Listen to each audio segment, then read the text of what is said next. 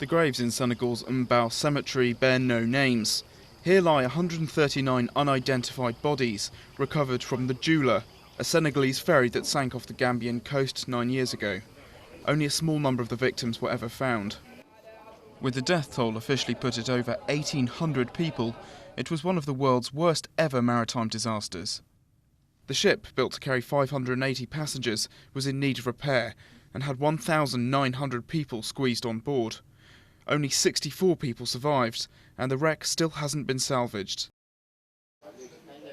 This diver arrived at the scene 17 hours after the vessel went down.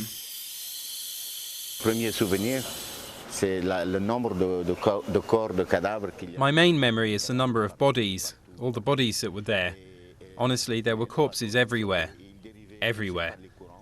But the boat was still floating. It drifted, pushed by the current, and 2 or 3 days later, I remember very well, it was caught and was towed, but no one knew where to take it.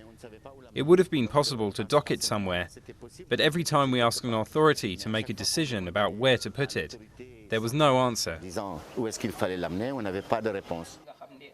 Senegalese authorities quickly laid the blame with the ferry's captain, who died in the accident.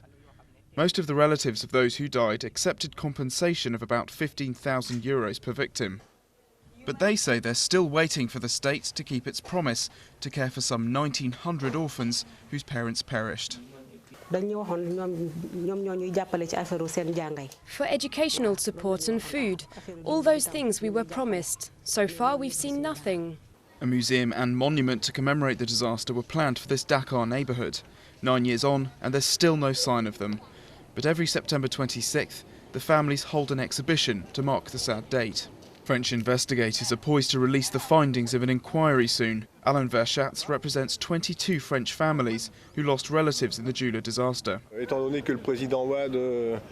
Given that President Wade has absolutely refused to speak about the Joola, he seems to be in total denial, refusing to recognize what happened.